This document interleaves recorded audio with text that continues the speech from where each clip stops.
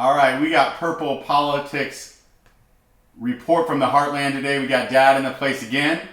It is May 8th, and I don't really know what we have on the docket today, but we're going to just talk through a few of the topics that we see being highlighted around the country and see where it goes from there. Always good. Well, good to see you. What kind of weather you got in Florida today? Because we had some improving weather and even got in the 60s. Today it's cold.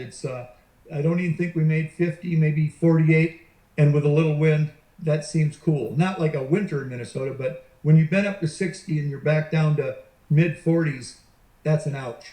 Still living in California, Dad, but California's weather is, I bet it's like 80 or 90. Yeah, that is hilarious because even when we do talk, guaranteed I'm going to ask how the weather is, and I'm sure LJ gets a little frustrated. No, you asked how the weather was in Florida. What's that? You asked how the weather was in Florida today. Oh, okay. That's why I was giving you shit. I live in California. Oh, gotcha. You were like, how is the weather out in Florida today? I'm like, my mistake then. Still in California. Well, even when we talk about California, it's always the same, so I know you get a charge out of it. For those older people listening, the equivalent to that is this. When I talk to my dad, if you traveled anywhere, invariably, old guys will get this. When you got there, your dad would say, how was your gas mileage? Guaranteed. How was your gas mileage coming over? And I would have to bet, when's the last time, LJ, you ever checked gas mileage? Ever? When I was driving Lifton, the first time that it ever became relevant in my experience in a car was when I was driving Lifton, San Francisco. I started to get a little bit more of an idea of the significance of it. Because we had this little Ford Escape that we were driving Lyft with, and then also we had this Jeep, and so you would experience the great discrepancy between those cars. So. Oh, yeah. Yeah, a little bit during that time, but the only thing it major can cut into your bottom line, where now it seems like it's a kind of, all the cars are very similar. They're so efficient. But were cars different back in the day? Where I feel like if I'm driving, why would I ask myself how was my gas mileage? Because wouldn't the car run the same? But there's little, you could tune it up. You might talk to your dad about what fuel they're using, because remember, we came out of the era of regular to then unleaded to ethanol. There was always this game played. So that was certainly the first 5 minutes of any conversation was, how was your gas mileage? Yeah. And we would never have that. But now the statement equivalency is, how's the weather in California today? Which you would say, the same as it's been every day since we moved here. Right. However, San Francisco was always different. In the winter, it'll go from when it gets kind of colder, it'll go from 55 to 65. And then in normal times, it'll be from 62 to 73. And then hit the summer weather, and now it'll be 72 to 85 pretty much every day. We're very envious of you. That you're very, very blessed. You have good weather now, though. Hey, so the update here today, big for Mama Bear, myself, and Elbel. We went in because some of the people, if they watch, we're trying to get down to Texas. We want to know specifically if we had the antibody. So I was able to make some arrangements, and we got in on the antibody testing. And at Mayo right now, probably most places, you still have to go through the criteria of having previously had the symptoms and tested positive, survived the condition, and then at least one or two negative tests. That's what most have to go through. I was able to make arrangements to kind of not bypass that, but we got the test done today. We got it done. Do you know what happened now? We don't. When you do the nasal swab, that only tells you if you're positive or negative at the time. And that, remember when that test took several days, and I took it at a time. I got it a day and a half later. This test, I'm sure, will markedly be improving, but they said probably 6 to 8 days. So we're kind of playing through the scenarios of one, anybody that takes the test, in the back of your mind, you're kind of going, you know what? I hope it shows that I had it because now I have the antibodies, and that would be a good thing. We don't know how long that's going to last for the antibodies. Are you subject to getting it again? These are still unknowns, but it would still be a good known. Well, that's my stupid question of the day would be: do antibodies wear off? That's not a stupid question at all because they don't know for sure. With different conditions, antibodies are good to have, guaranteed one thing. But two, do they wear off? Different antibodies, apparently for different diseases, give you immunity longer. Now, there's some vaccinations probably you've taken as a kid that you probably are covered for good. But then on this one, it's so new, they really don't know, is this going to take you through a year of protection? Does it give you protection forever? But I think the take home will be, we're hoping one of the three of us had it, because if this is the thing, those who had it and you got it severe, it's terrible and you can die from it. It's the worst ever. In fact, the statistics today, to just always update, deaths today, 78,185 is still terrible and climbing, but a huge positive, under 2,000 new deaths. That's huge. That's huge. Back in the day, New York would have that themselves. Yeah. So 1,926. So that's huge. What? So to stop on this thought for one more second.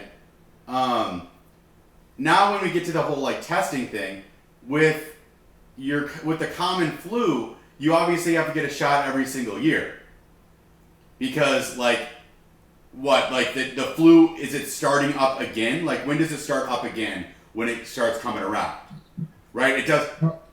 So, are we gonna have the vaccine for a virus that doesn't even matter anymore because there's gonna be mutation that's the bigger and badder one? So it's like, oh, we got the test. It's like, well, that's like having the test for the flu a year late. Like, big deal. Like, I got my shots last year. I'm now good for this flu. Great question. And I have direct friends, 3 in particular, who delve into that deeply. And a couple actually go to National Institute of Health in Georgia every year to try to work on which viruses are coming, and influenza, what influenza is out there that hasn't come yet that we're trying to fight. So yes, it does change a little bit every year. And just because you had the flu shot last year, the reason you're getting a different one is there's some mutations on that flu. So you raise good points, and there's a lot of unknowns. I would think for the kids in the world out there, man, if you're wondering what to study, get into virology, genetics. This is interesting stuff because it's so unknown. Yeah. It's very, very, very exciting stuff. I have had allergies for the first time this year. Gotcha. It's bizarre. When you sneeze now or cough, oh my God, I have seasonal allergies. You do that in the store now, and it's like, oh my gosh, this is a bad thing. It's scary. On the street here, all the grocery stores now, Hy-Vee in particular, that we go to, Costco, everybody you have to have masks on. So all the staff is wearing that since Monday. So that's a new thing. Because we're pretty far, how far are we into this virus? It was in Minnesota, like May 17th, they call it, and we're March 17th, they called the big go into it, hunker down, and now it's May 8th. So not till last Monday did the local stores really hunker down that all employees have to wear masks. So I just got back from our local grocery store. All the staff had masks on. Not much complaining by many, because I'd say, how's it going? And they're going, it is what it is. We're getting used to it. And I would say certainly over half the people in the store are now wearing a mask. And I would say this was the first day that I could see some darts were thrown around to different people who didn't have a mask on. Mm. You're in the certain minority. So here it is, at least in Rochester, Minnesota, May 8th, you're in the minority if you didn't have a mask on. There's still a lot of pushback, but a lot of people are not wearing masks. Now, you guys have been in masks more than us, I think, haven't you? Yeah, every store, everybody has a mask on. Any store that you walk into, you have to. 100% acceptance rate in there. And then when you're walking around outside, I would say it's probably 95% of people have a mask on.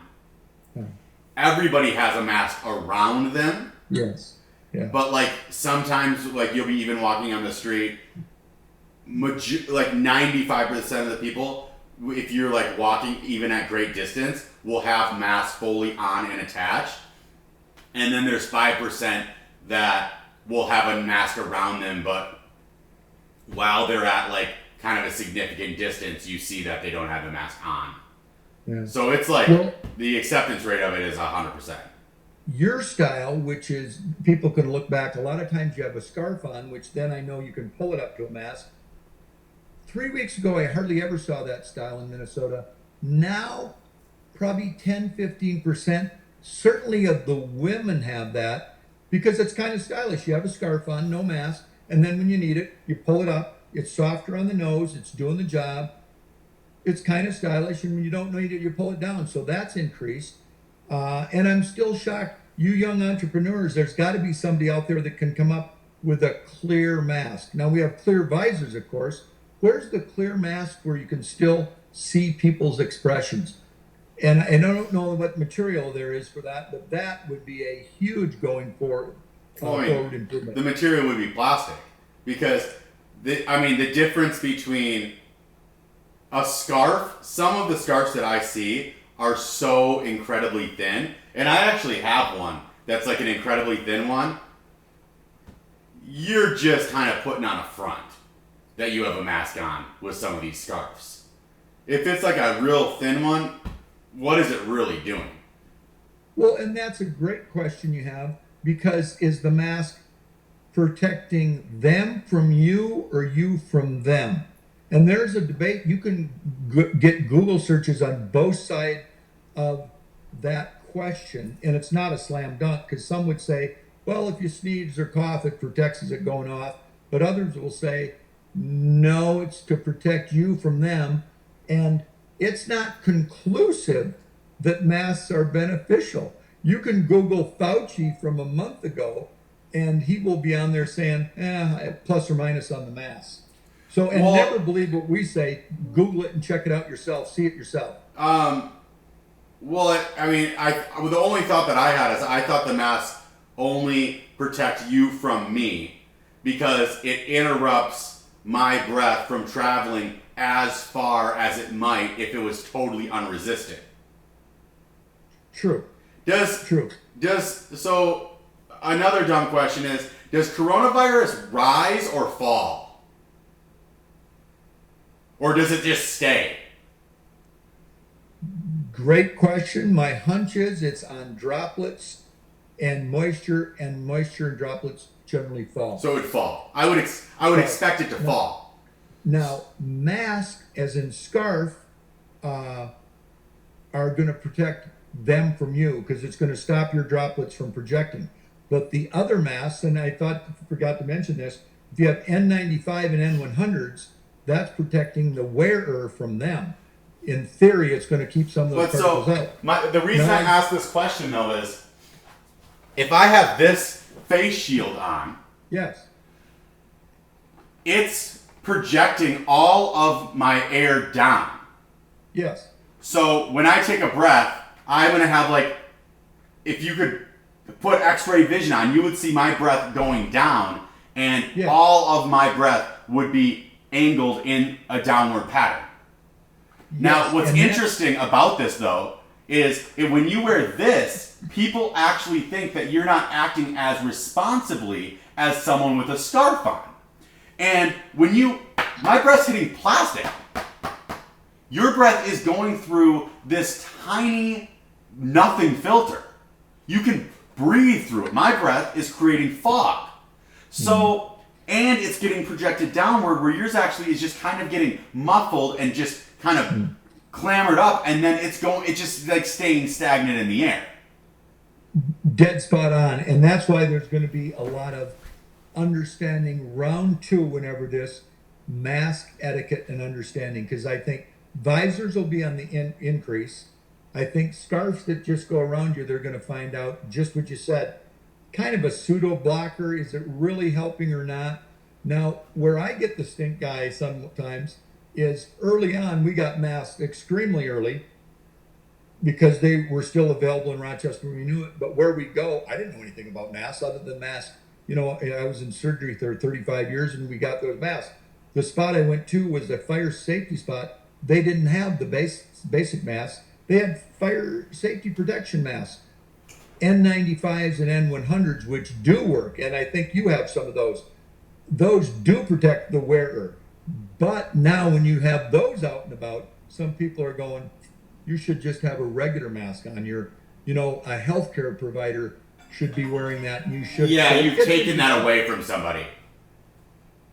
Which in reality, we didn't have any other, we didn't know that. The mask etiquette will be a feature as we move forward in this, that I'm sure people should be making some little YouTube video of what is a mask, what to expect from a mask, is it helping you, helping them, and what's going on. So that would be a great one for you entrepreneurs to take on, because that's going to be valuable for the future. Yeah, it's really interesting to see just like why so many people are dealing with this not through rationality. They're just dealing with it as like, well, you're supposed to wear a scarf, so that's why I wear a scarf. But it's like, but you're not thinking about like the thickness of your scarf and the fact that I'm blocking my breath with plastic while you're blocking your breath with like this cashmere nothing. Another great point, in that everybody's talking about the science of it and the thinking and intellect of it, when in reality a lot are going with just pure emotion, and the science isn't out there yet. Science is developing. Science, as specific as it seems, a lot of times is trial and error. When they're doing tests, they're just limiting the factors they're studying. But guess what? The study is still basically trial and error. Does this help you or does this help me, as far as the study, and they're controlling the features within the study. But it's not, it is rocket scientists or science, but it isn't. Trial and error is a big component of it. It's controlled trial and error. Mm-hmm. So interesting stuff. Well, excellent. The next thing for me that's kind of happened was walking down the street this morning. I experienced the first like close business to me being closed. So this little bougie coffee shop called Go Get 'em Tiger. No way! I love Go Get 'em Tigers. Right. That's my spot. We go with just down. That's not 3 blocks away. Not 3 blocks away. It's pretty much like it's the closest coffee shop that's like dedicated just to specifically coffee. That's not doing anything funky, and it's out. And it's also one of those coffee shops that it's hard to say, but it seems like it would be like owned by like a rich person, because it just has like that bougie vibe. It has coffees from like all over the world. It has that aesthetic. I'm just baffled that they had to pull out. I'm like, if a coffee shop like that has to leave, like everything is subject to it. Does it just say like temporary close, come back next week, or what's it say? No. Like ripped out all of their benches. No more, like the tables are off. Like they've ripped the tables off. If you look in the windows, it's been stripped down in there. Oh, it's barren. It looks like someone ran away from their lease. Wow. Yeah. Well, here we are. That is an indirect issue that I hope they're going to start keeping stats on. Just like CNN keeps track of the deaths, which is terrible. Don't minimize that at all. But maybe start keeping track, don't use the verbiage deaths, but the closure of small businesses that aren't coming back, the number of people that they employed, And then the huge downstream for this particular spot, say they had Colombian coffees, they aren't buying those from Colombia anymore. And in Colombia, the people there, maybe that Colombian coffee spot employed 17 people, throwing out a number, and they are not going to be hired back. And there's no safety nets there. For America, there's different types of challenge within this COVID issue, but there's still a lot of safety net for many people. But down in those locations, there isn't. Your friends in India, when they stop making apparel products for America, if you're a mom of 7 to 10 people and you lose your job, they're starving. In 2 weeks, they're starving. Well, that was one of the interesting things that Elon Musk was talking about when he was on Joe Rogan this last week. I think they at least posted the episode yesterday, and he claimed, or not he didn't claim, but he was just giving an observation and just an honest reaction to the elements that there is not some like tree that just like provides for us. Like, you have to build, and people build things, and all of our resources are coming from individuals through businesses creating the things that we purchase. And one of his talks was just saying, no one's building anything right now. Like, everything's shut down. Like, it doesn't matter if you give somebody a $1,200 paycheck, which has been ridiculously fumbled by Trump, but there's going to be nothing to buy as far as all of our essential needs. Not just talking about toilet paper, but like anything, if we don't get out there again. And that reference, for those who get into it, go to Atlas Shrugged and Fountainhead. Those are some great books. This is about, Atlas Shrugged is literally about this. When the producers quit producing and people are in awe, it's like, where the heck did everything go? Yeah. This is what's happening. People got to work.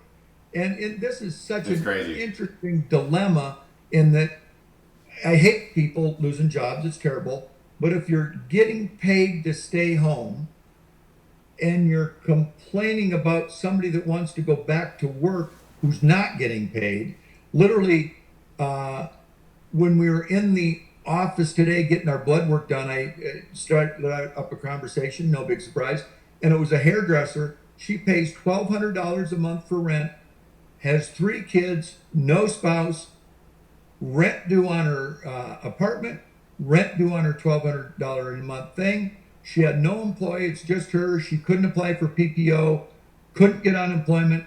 She's in a pickle. And she's one of these people going, even though our governor probably isn't going to let us go here for that till the 28th, she's going back. Got to do it. Kind of like Shelley Luther, the gal down in Dallas. The update on her, they let her out. She's the gal that had the salon. They charged her $7,000 and 7 days in jail, but she got out after a day. The pent up need to get back is huge. Some people got to get back, and it's not like they're risking. It's tough, the judgment people make on each other, and it'll be fun to see the stats like Massachusetts, New Jersey, and New York's statistics. They have 12% of the population, but over 55% of the deaths. Florida, Texas, and California have markedly bigger population, I think 90 million, and far, far lower percent deaths, and did it differently. So after the lockdown, we'll have to have careful examination, because it's not black and white on what to do. Yeah, I mean, the report card should not come out until like next May. Absolutely. But it really is one of those situations where we're kind of held in a little bit of a checkmate and what we need to do, obviously, is have ultimate awareness of what is going on. But at the same time, like, I feel like we might all get this virus, and flattening the curve was not about the fact that if like say 90% of the population was going to get the virus, flattening the curve wasn't saying that, well, if we don't go outside, that now only 50% of people will get it. It was saying when 90% of people get this virus, we would rather have it happen over a longer period of time. Spot on what you just said. I hope people rewind this and think about this, because what you're saying, the intent was never to stop the virus. The same amount of people are going to get the virus probably, but it's such that we wanted to slow that down and expend it over a longer period of time. Right, so they're like, do you realize when you go outside, people are going to get the virus? It's like, absolutely. yes, if you, based on our conversation that we had 6 months ago, or whatever it was, like 4 months ago, 2 months, as America or as the world, we said, yes, everybody who's going to get it is going to get it. We just got to make sure that we have the support system within our hospitals for we have a bed for you when you get it, and if it persists to the point that you need to be in an ICU unit. So we're going to extend the growth of this. We're going to slow it down, but if you're going to get it, you're going to get it. So it's like, if you walk outside, did you know that people are going to start getting it again? It's like, yeah, that was the point of flattening the curve. And since we flattened it, and if that was the original intent, now we have the hospital beds, we have the ICU, we have the ventilators, we have the PPE, the masks, and everything. Shouldn't we, if that was the initial intent, mission accomplished, many hospitals aren't even like being used. We have abundance of all those things. Let's move forward now, and maybe quickly. Or are they resetting the bar to something else? Now that we flattened the curve, but it's also, they changed it from being prepared to those to now the curve is all about deaths. And I get that, but it wasn't that initially. It was about being prepared to take those deaths on and treat them and not turn anybody away that needed a ventilator, needed a hospital bed. Nobody's being turned away. They might have almost initially at New York, but that's not the case now. So if that was our initial goal, haven't we met that goal? Can't we start getting back, fully understanding there's risk and more people are going to die, but you're never going to stop it. All we did is slowed it down. Right. And I am not one of these people that's promoting don't wear a mask. I'm like, if you're in public, wear a mask. If you're in public, do the 6 feet. If you're in public, wash your hands before you go outside, when you're outside, bring sanitizer with you, wash your hands when you get back. Like, nothing. And when you're a business, be hypercritical of your policies and your employees and upgrade your processes. Like, let's do everything way better. I'm not one of those people that think that this virus is less scary than the flu. It's totally more scary than the flu.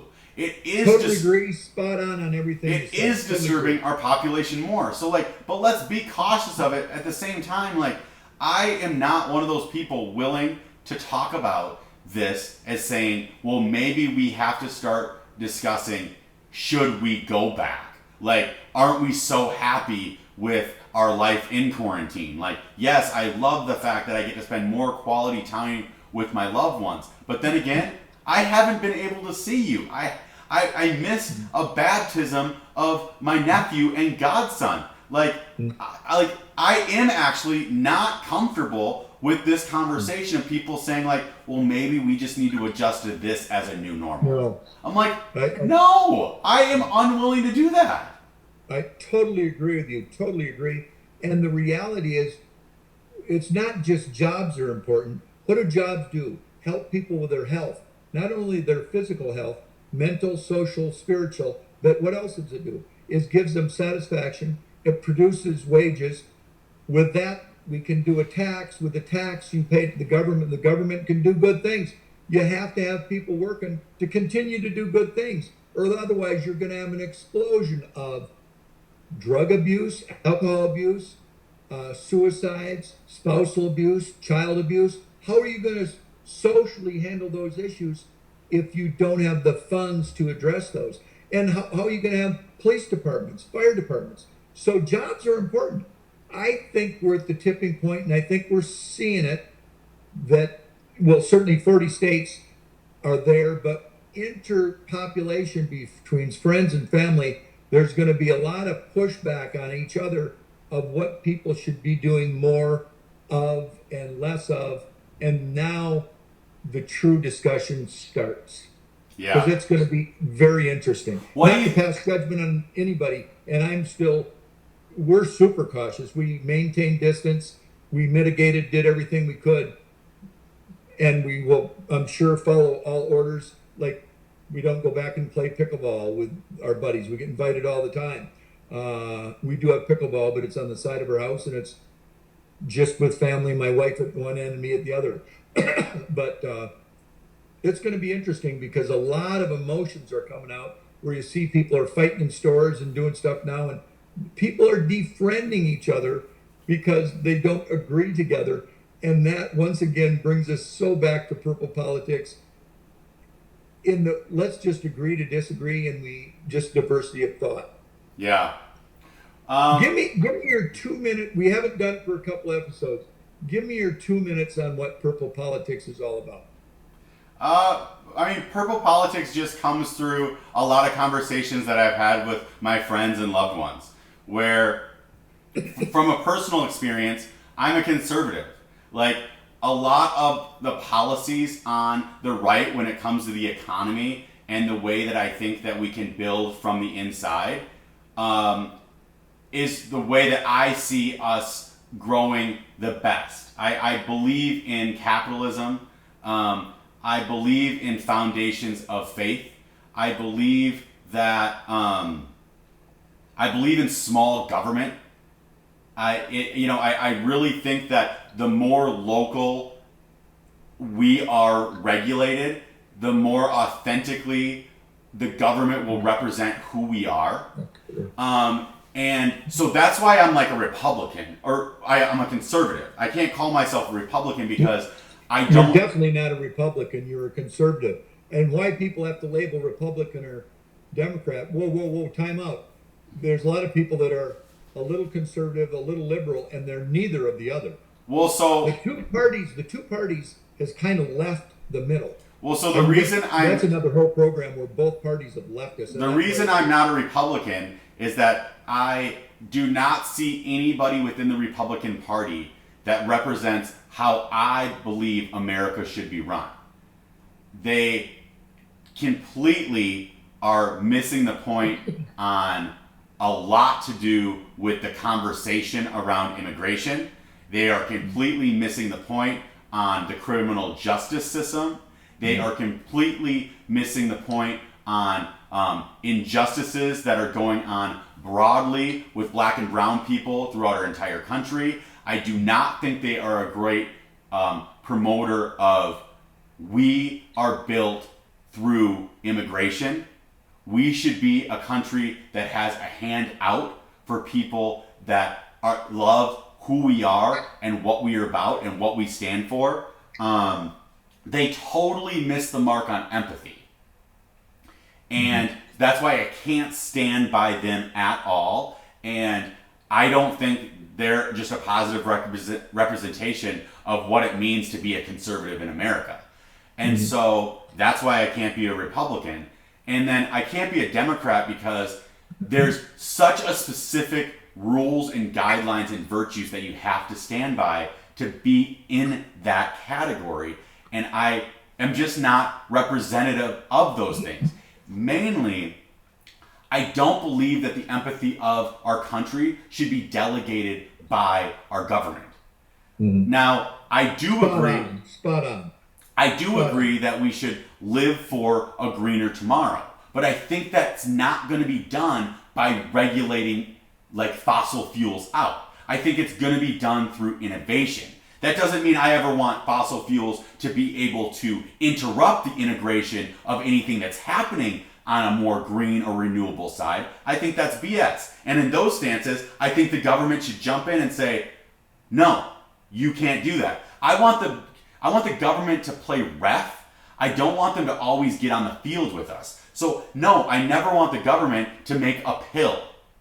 I don't want them to start telling us, oh, well, this is a prescription medication. It's going to be built in one of our factories, and we're going to, shoot it up the line for us. I do want them to jump in to understanding what's going on with big pharma and regulating them appropriately when they're absolutely interrupting our ability to have a better healthcare system in America. They are one of the biggest problems with what's going on in the United States within our political system, and within how we have great access to healthcare. But I'm also very proud of who America is. I'm proud of our roots. I believe that we always should get better. I think America has stood up for injustices. I think we continue to do more for that. But I'm proud. The idea of being a proud American isn't necessarily of always being a proud of your past. Because there's a lot of things about our past that are wrong and that are flawed. But I'm proud of who we can be in the future. It's always looking forward and knowing that the people around me are America, and that we together can make this place greater and make this place bolder. And new issues are always going to come up of like how we can improve ourselves. And I think that every single generation of Americans have stepped up to that challenge and pushed the ball further down the road of making us greater and better for all. And that statement alone is why I can't be a Democrat. Mm-hmm. And that's where some of this disruption goes into it. Now, a lot of the empathy that I think is supposed to be deployed is to be rallied in small communities. I think that if you're a Jeff Bezos and you have employees that are relying on Medicare or Medi-Cal, that's crazy, because I believe that your business is your community and you should be a well-run machine that supports everybody in your wake. And I do expect all of these companies to step up and support who's around them. And if you're a leader in the city, I do think that you should help build the schools. I do think that you should care about your homeless. I do think that you should understand. I do think as a nation we need to do better for our single mothers. This is a crisis that we have at hand, and it should be. We have to start looking at the backbone of who America is and really do rally around them. So I don't think that like all social services are wrong. I think there's a lot of value for it. But I wish that the people that had the resources would step up and actually give. And I think that doing that through regulation isn't the way to do it. I don't know. Well said. Wow. Just so proud, Papa proud on all that. And this is a little background on LJ. He was leading by example, making it happen in service above self in Rochester as a kid, then on to Minneapolis, then on to San Francisco, and now LA. You are truly, truly, truly walking the talk. That is, and the biggest thing about like purple politics to me is I don't believe that I am perfectly right on this. I know that I have so much room for growth to build a better understanding of how we can build this world. I don't know how to build policy better right now. I have an opinion on it, but that doesn't mean that it's an ultimate truth. So I don't also want to always hold ourselves to these standards of my opinion today. I hope it changes. I hope it gets more concrete or more understood. And if it's wrong, let's break that concrete up and let's change it. So we hold each other to a standard that we don't hold ourselves a lot of the time. And amen to that. So many times we think our opinions are the beacon of truth and there's no variation on a theme. And if you don't get along with me, if there's any diversity in thought, your thought is wrong. You have to follow what I'm doing. And as you and I both know, all things said, we could be wrong anytime. We're in the process of developing. It's not where we're at, it's where we're going. We've made mistakes, we'll make mistakes again, but we've really pushed the ball downfield to improve where we're at. Yeah. So purple swirl, is going to be so interesting this year because, for example, Minnesota is blue on blue. Walter Mondale, Hubert Humphrey, Massachusetts and Minnesota have been in lockstep forever. Look at the electoral maps when it's done. It's Massachusetts and Minnesota. We're the big blue. And at the same point, Texas has always been the big red. And yet, both of those states now are in the purple swirl. There's a chance Minnesota, this will be interesting. I think it's dead even right now, and I have friends on both sides that say there's no way, but I think the purple swirl might go from blue to red.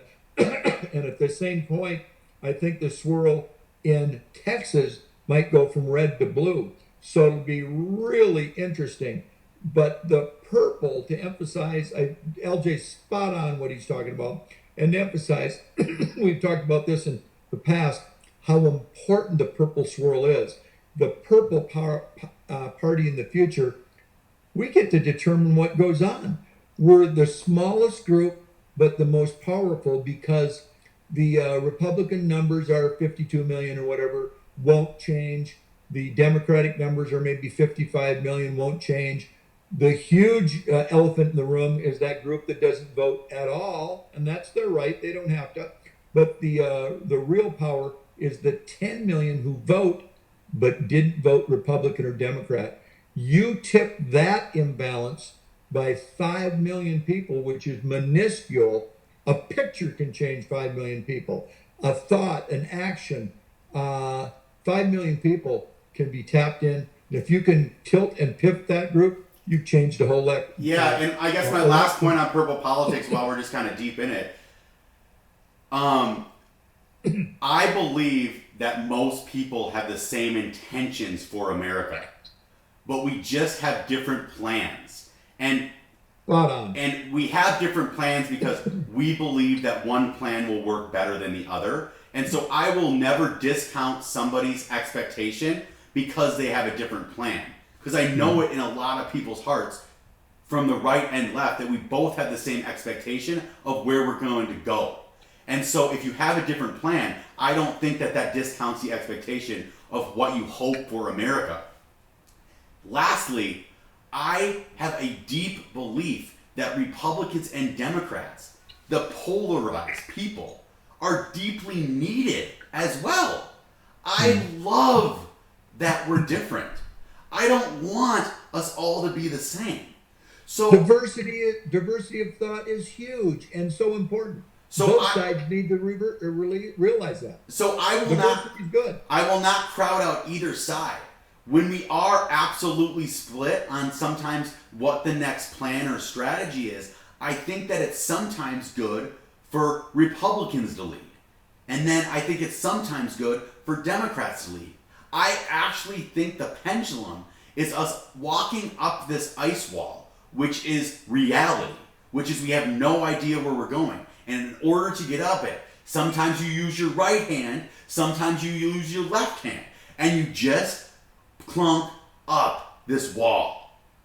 And I'm doing this in reverse for it makes sense on video, right? But I really believe that we actually need both. And when sometimes I hear any side on the right or any side on the left say, man, this plan would work better if that other group didn't have a voice, I go, that's not reality. And I actually don't think that would work. You are so absolutely spot on. Purple swirl is so important. And where everybody thinks we are so opposite, I'm going to throw a huge wrench in it right now in the sense that, are you kidding? Look what America has just done.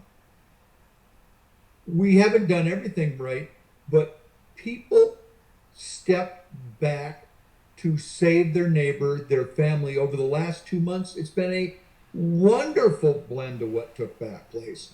They asked people to social distance. They did it. They asked them to stay at home. They've done it. They asked them to wear a mask. Not everybody, you aren't going to get 100%, but we're doing it. Who would have ever thought the Republicans would open up for trillions of dollars, trillions to be spent on the things that are being done? Sure, they're pushing back here and there, and that's good. But we've done it. There's been no big coup. America's still popping out America.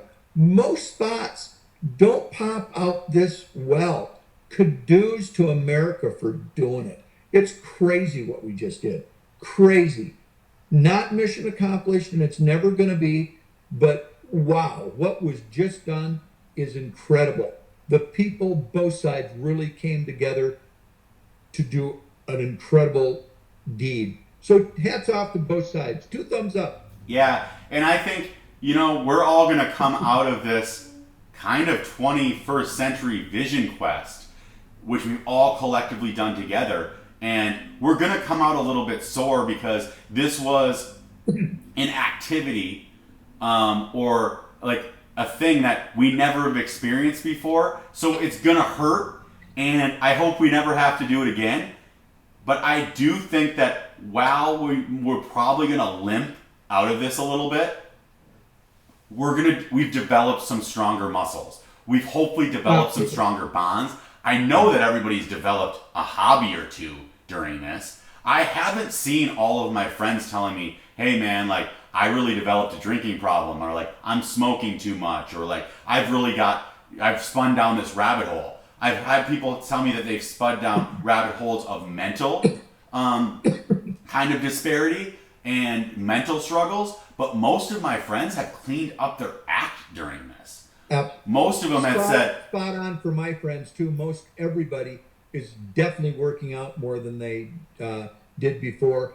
And I think most people are working on themselves and really trying to improve not where they're at, but where they're going, and working on themselves and relationships. So I think great things are going to come out of it, but we're limping. It's like after doing the marathon, you limp the next day and it's brutal, but in about a week or 2 weeks later, you're going, holy cow, I did 26 miles.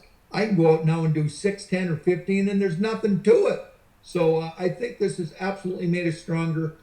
I do think there will be episodes like this in the future, but I think we'll be incredibly better prepared for it. Yeah. I mean, the economic impact is going to be ridiculously devastating. The death toll impact has already been an unbearable thing to fathom. But I think it's going to take 3 to 5 years for us to totally get back into stride on this one. It honestly could end it. It could be a depression. I hope it's just a deeper recession. It's absolutely going to be worse than 2008. If anybody thinks that it's not, please walk around. Yeah. Go talk to a neighbor. Ask them how they're doing. Economically, this is going to be so much worse than 2008. I'm not saying that to be a fearmonger here. I'm being here to say, let's be realistic. Tighten up. Like, prepare yourself. Invest in yourself. Invest in the community around you. Realize that we're all going to kind of start from zero again. Good things can happen when we all kind of bottom out. Let's make sure that we don't have too many people get lost in the economic disparity of this. Realize that this is going to hurt so bad economically that there will be deaths because of the economics of this situation. And be aware of your community around you, that's going to be devastating. But at the same time, think about yourself. Like, we all got to kind of think about ourselves as getting out of college again and saying, it's time to start over. Well, and we all got closer to the bottom, and everybody got closer to the bottom than they thought. And specifically to the economics, having come through 2008, 9, and 10. I mean, it took 5 to 10 years before that really, till the last year or two, did we really get cooking after that. But this is going to be, and I'm no fearmonger at all, markedly worse. When we went into this, 2-3 quarters ago, it was 3.5%. Now there's 14.7% unemployment. That's nearing depression numbers in the 40s, and it's probably going to get worse. And I think we checked out the last time, the highest unemployment and depression was 24.9. That's like only 10 points away. So it is going to be tough. It's going to be ugly. be prepared because the direct hit was brutal. The indirect hit is expected. It's coming. Yeah, and I just say that to keep our head up. You know, Keep that's your the head whole up. thing up. Absolutely. Like we've taken a really big blow. We got to get our head up quick enough for we see the next one coming. That's all. And yeah, I forget which president said it, but many people see in a challenge they see an opportunity, but other people see an opportunity and they think it's a challenge.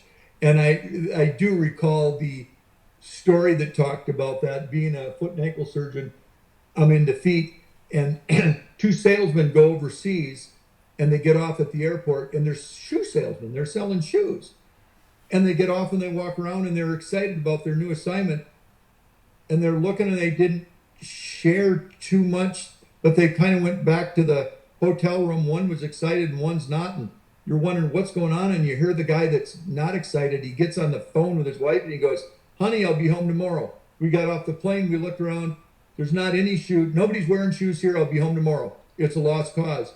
Or the other guy gets on the phone with his wife and he goes, "Honey, this is unbelievable. The opportunity is nobody's wearing shoes. We can sell shoes to everybody." So they're humans look at the exact same thing and see things totally different. So that's my thought for the today with you too. Is this is an opportunity for improvement, even though it looks dismal, and a lot of your friends will think it looks dismal. Take that challenge as an opportunity. Don't take this opportunity as a challenge. yeah, it's wild. Um, I guess another like huge, obviously the biggest news topic right now actually is Ahmaud Arbery in the U.S. Oh yeah. They Finally huge here, and we lagged by you by 24 hours easy. Yeah, and it's a brutal thing to be able to wrap your head around of how we are still in a place that lets this happen, right? I mean, you hope that you can like squelch out pure evil, and it continues to show itself, and so we can't allow these types of things to happen. We can never allow ourselves to get comfortable with seeing that type of behavior, and yeah, we can't ever think that that's okay, and not Totally to, agree. and realize that it's a vile act, and that we have to continue to try to find ways to eliminate that ability for that type of thing to happen. And one, the two guys killing the guy, it's like, that's ridiculous. That's disgusting. It's a pure racist act. That's not the biggest problem with this. The biggest, most disgusting problem with this is that this video was seen and nothing was done about it. The local government, it took for the US, all of us collectively, to see this video and go, "That's racist. That's wrong. Go get those guys. Like, charge them with murder. I just witnessed murder." And then they go, it was mid-February, and they just got him like 48 hours ago. It's baffling. so it's like, What's that all about? okay, I just witnessed a murder. Go get the guys. And then, so I applaud our community to rise up against this and say, go get them. And then they went and got them. But at the same time, like, how is it possible that a criminal justice system in this community, I don't even know if it's a big community or a small community, how did they let this happen? Was it Georgia? Yeah, it's Brunswick, Georgia. That what my huge concern is the minority population, and I get this, and I have friends that think they go, just another day, this is to be expected. These are bad white men representing a lot of bad white men. And I want to say, being a white guy, I am shocked that these types of people are out there that hunted this guy. I don't know anybody like this. I don't know anybody who knows anybody like this. So I don't want the minority community to think this is any representation of white America, because that they are so fringe. They are so fringe. We despise everything that is about. Where I Exactly. think in the minority community, and I get it, they go, "Well, this is far more common than you think." I hope I hope that's wrong, and it's my job every day as a white person to prove that wrong, to show that things can improve and have to improve. And hats off to America going, we do not accept that behavior. That's got Right. to go. I mean, that was the strangest thing ever. That's brutal. That was They brutal. they hunted him down. Like Yeah. they But they were bold enough to videotape it as if they were doing yeah, something yeah. right. Who's this third guy that was videotaping? What the hell is Well, they that? don't have him yet. They will get him. They will get him. They have to get him. They have to get him. And then one of the really awkward parts about it is Georgia doesn't have Hate crime. hate crime. Yeah, Now, what the heck's that about? to be completely honest with you, I understand what a hate crime is, which on every level of what I see in this video, the most blatant type of hate crime that maybe I've ever seen in my life. And there's been a lot that we've seen within the last since I've been born, but like as we've started to focus more and more on this and we have video out and video evidence of this happening in our world, I've seen it before, but this is like another step of like these guys were waiting in their truck with guns They're out. driving around in their truck. It's like they're on safari. It was so disgusting. It seems like they knew his path, where he was going. They're tracking him down.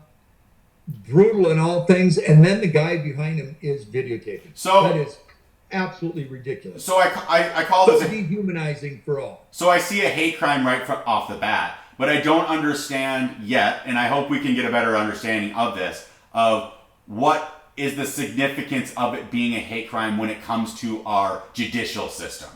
So there isn't a hate crime law in Georgia. I believe it might have been retracted. So if anybody does know that, please feel comfortable with leaving it in the comments as yes, LJ, you're right, or no, you're absolutely wrong. I for some reason I feel like they were either trying to make a hate crime possible in Georgia and it's got retracted, or there was a hate crime law and then it got retracted. I think they were trying and it got retracted, but this is a time they have to improve that. And I don't even know what hate crime, I know what it means, but what does that add? Like double your sentence, 10 more years, whatever it is, it's not enough because we do not want those people back in society. Those are, I'm a Christian, but there's things that near unforgivable sin. And I'm glad I'm not the judge of that. May the person who's not sinned cast the first stone. But I think God has to pause when he sees these guys trying to come to the pearly gates. It's like, wow, this is maybe in the unforgivable. Yeah, that's just terrible. Plain, when you're doing that to fellow humans, that is absolutely. I'm glad I'm not on the judge and jury because it wouldn't be good for those guys. And so like literally I can't think of many things that could possibly justify those actions. And these guys have Zero. they have the audacity to say, well, he was breaking into houses in our neighborhood. It's like that's what you're saying? They're like, well, he was breaking. Okay, well, go in that jail cell and I'm going to lose the key. Because for you to have any level of rationale to think that is justification for your actions, it's like, well, there's no way to possibly justify just gunning someone down in the street. So It is so sad to think that there are people like that in America that exist. That's baffling to me. Absolutely baffling. Right. Despicable, inhumane. Yikes. So we'll continue to track it. There's not gonna. I didn't really. Well, one, they're not getting bail. So That's good. at least like there's maybe some level of them stepping up to what's been going on, which has been going on since February, but now has only been taking action till now. But I don't really give them much credit yet. It's like, yeah, thanks for doing your job, but I do give credit to our society, at least as far as the people goes, of making sure that this was something that wasn't forgotten. And both sides of the purple world have stepped up and said this is despicable, not acceptable. So Yeah, I mean, I that's haven't heard one person that's no way, said no way. this is all right. Yeah. And I don't know. It even challenges your innocent till proven guilty. It's like, yeah, I think this is pretty guilty. I think the video, you're guilty. Well, it doesn't. But to me, it doesn't matter because he didn't get. You can't. Judge and jury can't arrive on scene with a shotgun. So I don't care what he did. I don't care. It doesn't matter. Like, you can't do that. Nothing, nothing that he could have done would allow a judge and jury to show up with a shotgun. So I don't care. You're wrong. Regardless of if somehow he did some random act of wrong to these guys that, like, no one said anything about, other than he potentially broke into some abandoned house, which is one of the most fun things to do. I think he wasn't breaking in. I think he was just going in and looking at the new houses being built in the neighborhood, wasn't it? Which you and I have done 1,000 times.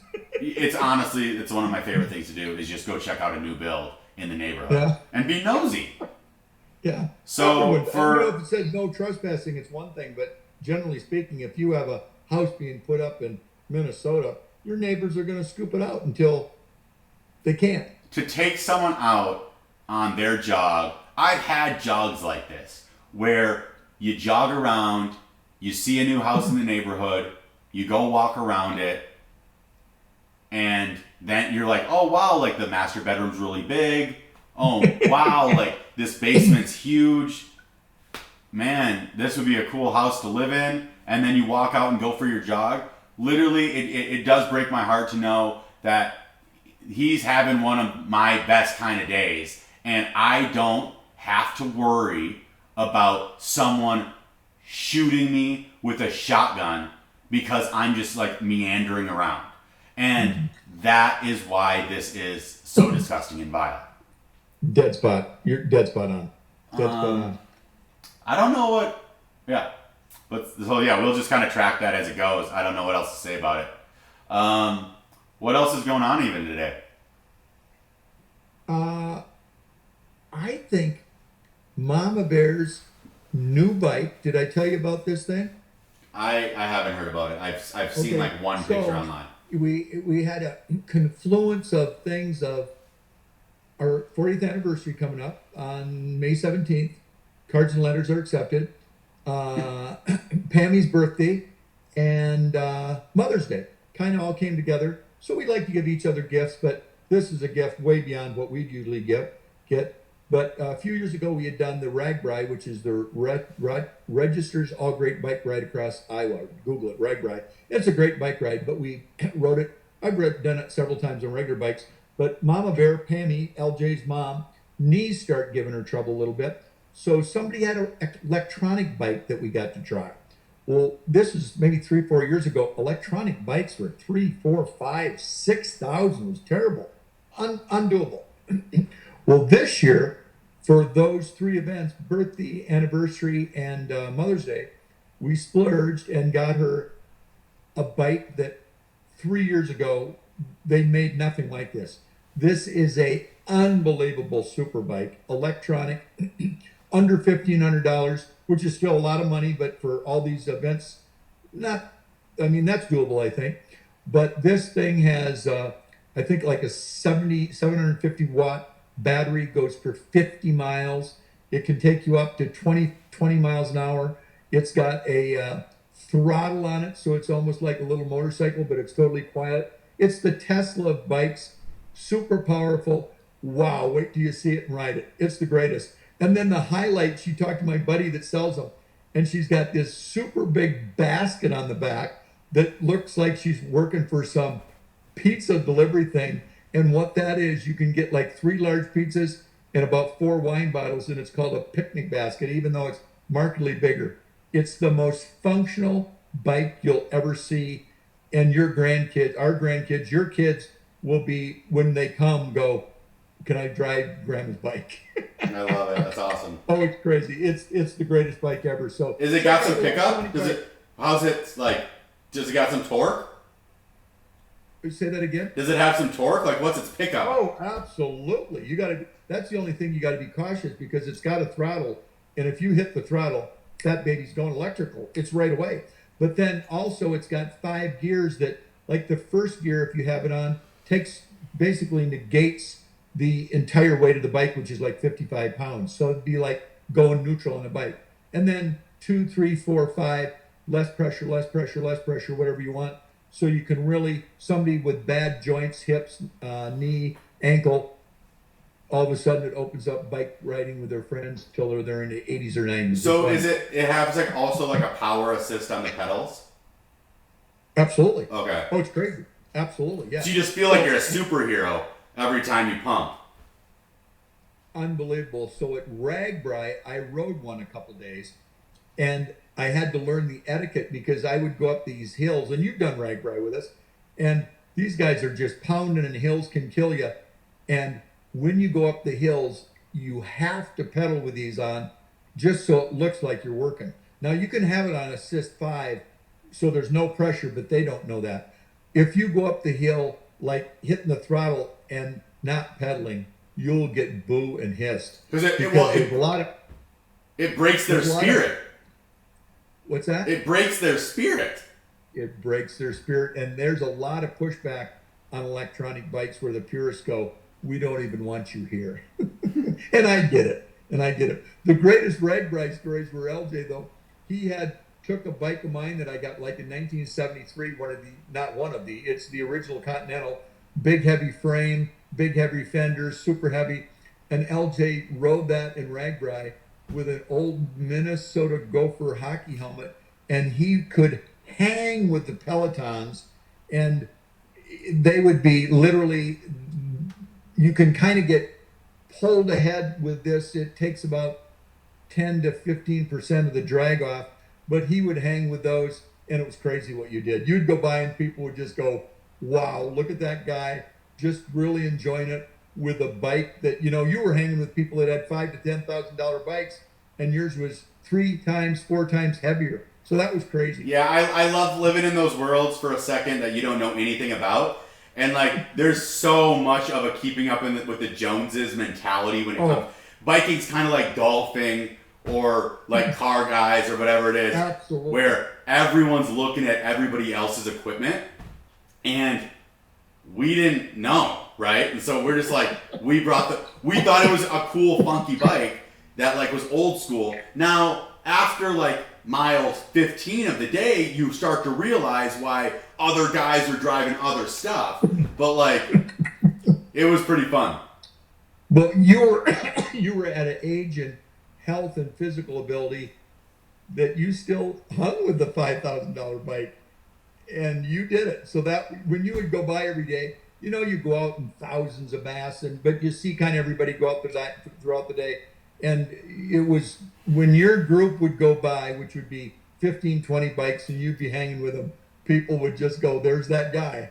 There's that guy with the classic bike, the classic helmet, just doing what Ragbri is all about, just enjoying life. And it's called it's a Peloton, right, when you're in the group? Yeah. Remember, and then like Lance Armstrong. Yeah, Peloton, yeah. Lance Armstrong would have his Peloton. Exactly. That was sweet. We were in it the first year, and literally, I kind of drifted to the side, and you could hear this big excitement happening, and it's like, what the heck's going on? I almost took out Lance Armstrong because I drifted to the side. Bike people get incredibly close to each other all the time. It's like the Tour de France.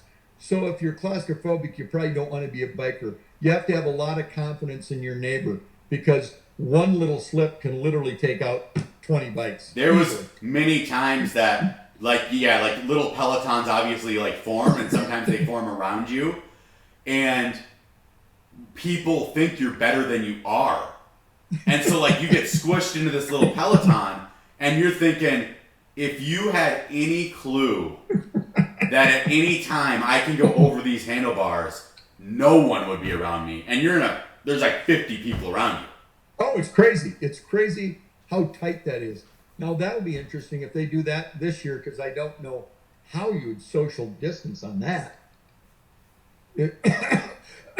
It'd be real tough. Hey, we have a news update locally. So in the Pioneer Press, which is the St. Paul paper, probably on the conservative end, and the Minneapolis Tribune, which is on the liberal end, and those St. Paul and Minneapolis comprise the Twin Cities.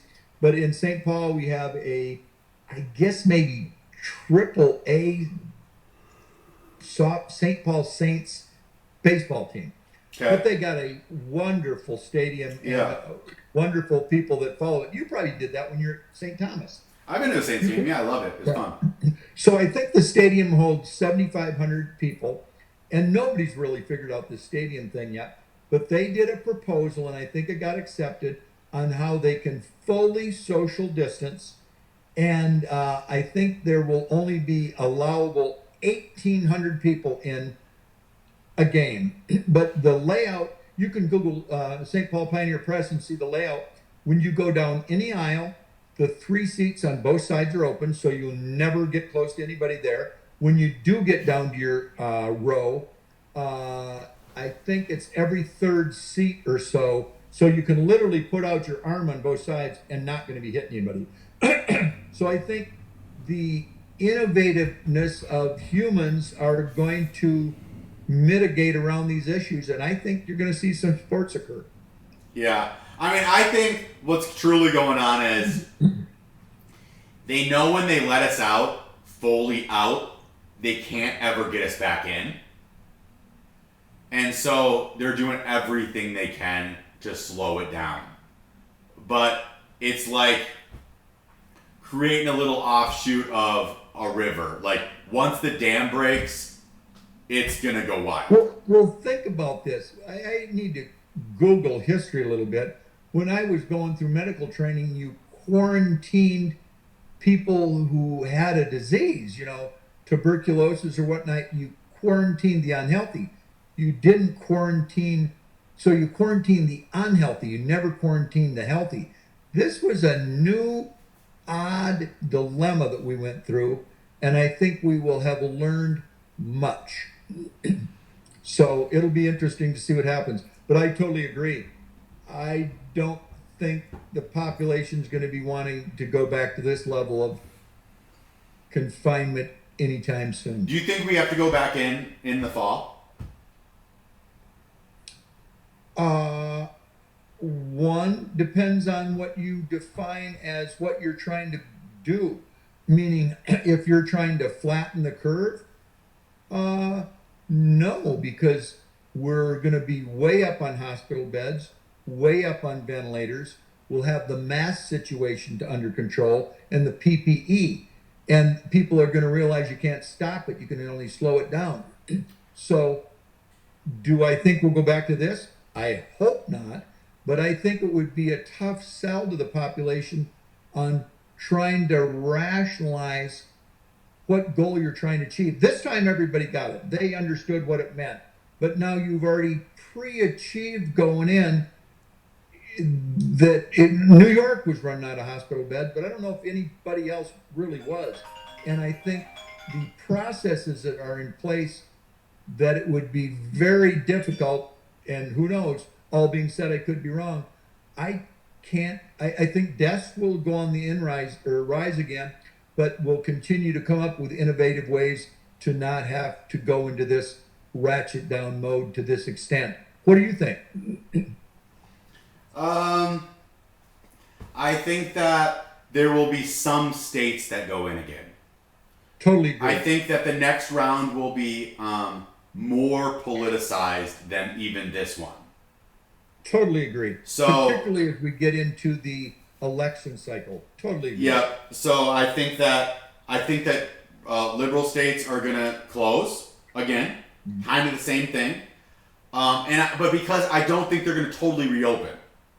I don't think schools and colleges in California are gonna open in the fall. I think they'll be online, but I don't think anybody will go to campus. Wow. So we will keep kind of closed. What we call as I think it's stage 3 or stage 4. I don't think ever will actually happen until next spring. Until there's a vaccine, maybe. Right. And so I think what will happen is liberal states will close, and then conservative states will stay open and remain open. Democrats will blame every single death on Republicans in America, and every single death will be blamed on Trump. So, and then, like, there will be this real kind of confusing time where it's like, well, look, if we're out, there is deaths, and I think we'll have more deaths the second time around because we'll be more open.